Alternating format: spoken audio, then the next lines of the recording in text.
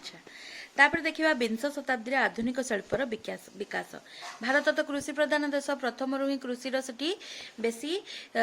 कृषि उपरे निर्भर करुवा लोक मैंने बेसी रहुतिले तापर धीरे धीरे हस्तशिल्प आरंभ करिकी निजर रोजगार मेंटाउतिले तापर जितले शिल्पर आरंभ हैला भारत रे क्यों क्यों शिल्प आरंभ हैला देखिबा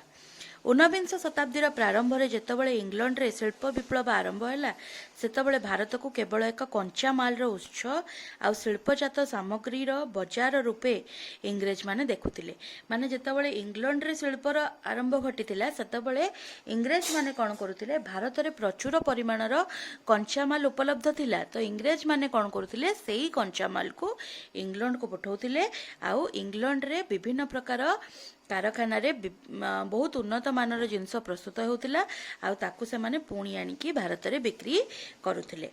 तो भारत को से माने केवल गोटे कंचा माल रो उत्स आउ शिल्पजात सामग्री रो बाजार रूपे नजर रे रखुतिले मात्र 1850 मसीह भारत में मध्य कपा झोट आ पत्थर कोईला क्षेत्र में आधुनिक शिल्पायन आरंभ है तो जितेबाला भारतर जिनपतर नहीं कि भारतर कंचा माल को लेकिन इंग्लैंड रे विभिन्न प्रकार जिनस प्रस्तुत करागला तो धीरे धीरे भारतर लोक मैंने कौन कले भारत में ही विभिन्न प्रकार कंचा माल को लेकिन भारत में जो कंचा माल गुड़िक जो जिनस गुड़िक उपलब्ध थिला ताकू नेकी निजे जिनस प्रस्तुत करने आरंभ कले तो सर्वप्रथमे आरंभ है 1850 मसीह कपा झोट आ पत्थर कोईला क्षेत्र में शिल्प दिगरे उन्नति आरंभ है यही कल कारखाना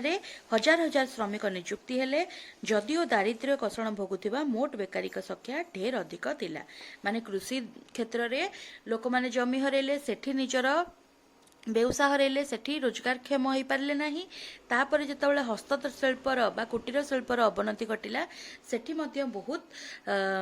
कारीगर कौन कले निजर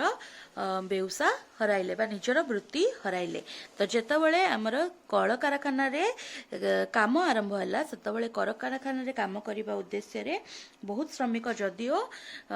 काम करुथिले किंतु बेकारिक संख्या मध्य बहुत अधिक थिला तथापि किछि किछि लोक धीरे धीरे कल कारखाना काम करी रोजगार क्षम होगा आरंभ हेले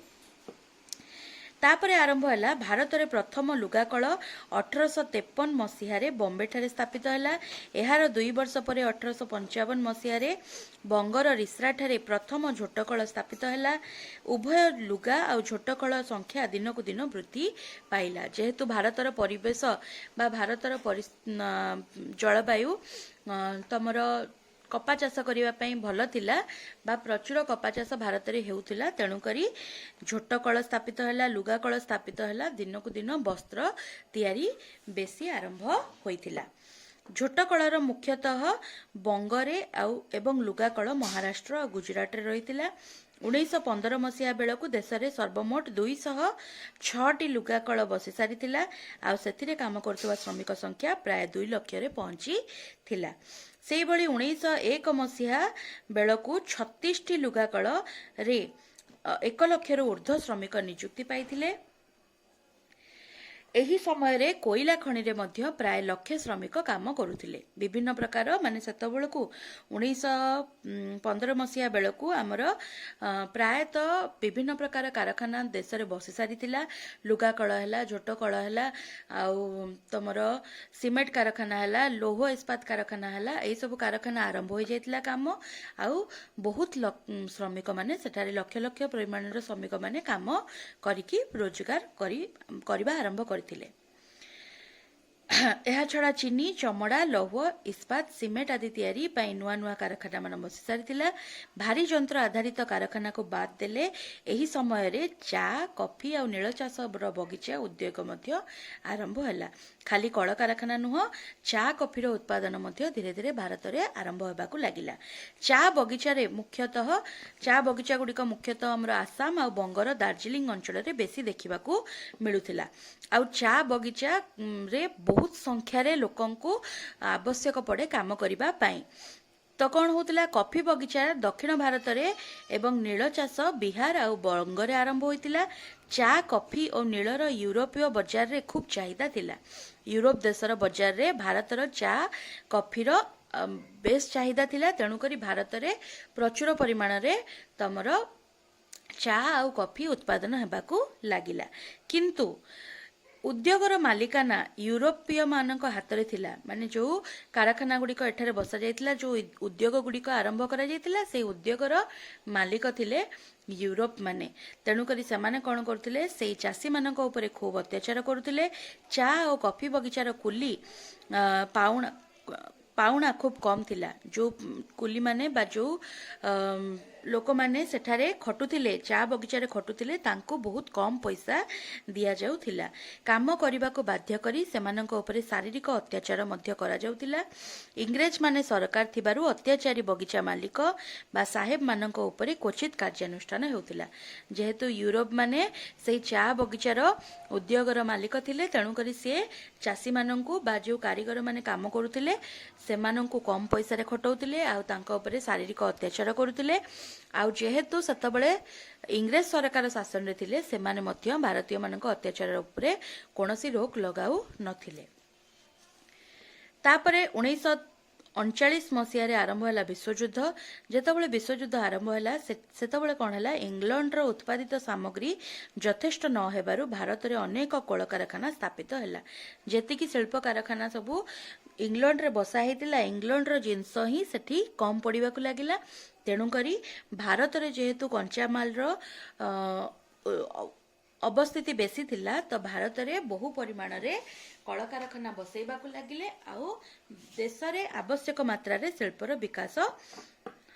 होइतिला तो इंग्लैंड रो अवस्था को सुधारिबा पई भारत रे विभिन्न प्रकार कल कारखाना बसी चलिला बा शिल्प क्षेत्र रे उन्नति हेई चलिला किंतु तथापि भारत रो अर्थनैतिक अवस्था एते तळकु खसी जाइतिला जे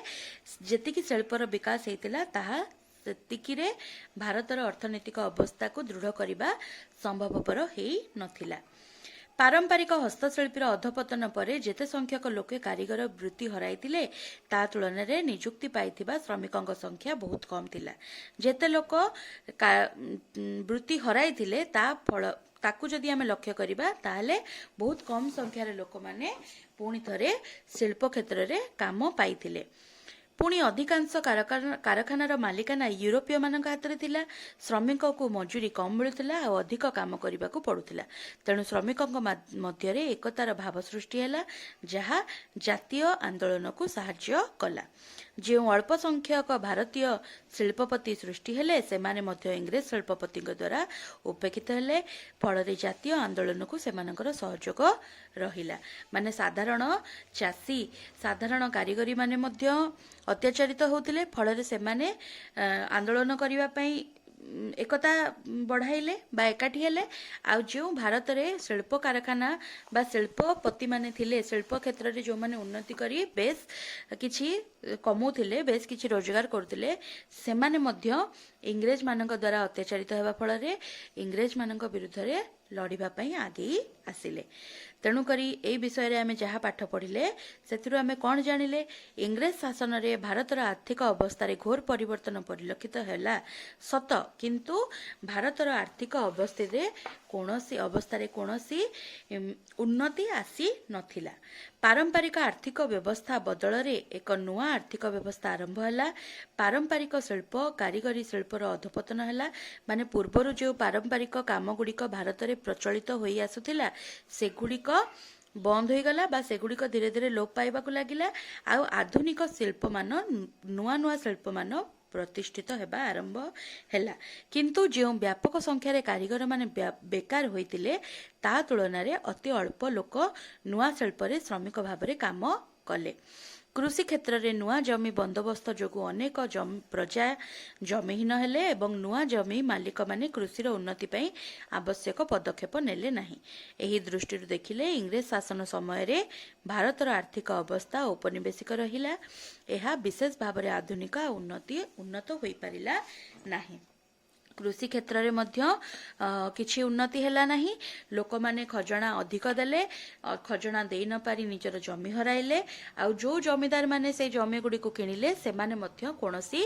कृषि क्षेत्र रे उन्नति कले नाही फल रे कृषि क्षेत्र रे भी भारतर अर्थनैतिक अवस्था रे कोनोसी परिवर्तन आसिला नाही तापरे जते शिल्प क्षेत्र रे कोन हैला जो पारंपरिक कारीगरी भारत रे प्रचलित थिला से गुडी को लोप पाइला तो सेठी जेते परिमाणर लोक माने निजर वृत्ति हराइले जेतेबेले आधुनिक शिल्पर अभ्युदय हैला आधुनिक शिल्प धीरे धीरे आरंभ हैला सेतेबेले वृत्ति हराइथिबा श्रमिक तुलन में बहुत कम लोक वृत्ति रे नियुक्ति पाइले बा काम करिकी दि पैसा रोजगार करिवार सुजोग पाइले तो सेतेबेले मध्य शिल्प रे बेस किछि उन्नति भारतर होई नथिला तो इंग्रेज मानकर मु आगुरु कहिछि इंग्रेज मानकर केवल लक्ष्य थिला जे भारतरु जिनसपत्र नेई बा भारत रे जेतिकी कंचा माल बा जेतिकी जिनिसपत्र उपलब्ध थिला ताकू नहीं कि निज देश को समृद्ध करबा ही तांकर मूल लक्ष्य थिला तेणु करी भारतर से माने भारत रे नुआ काम आरंभ करथिले सद किंतु से नुआ नुआ काम द्वारा भारतर कोनोसी उन्नति से माने करी नथिले तो एठी हमर वर्तमान विषयटी सरिला तमे माने भल भाबरे विषयटी को पढिबो आउ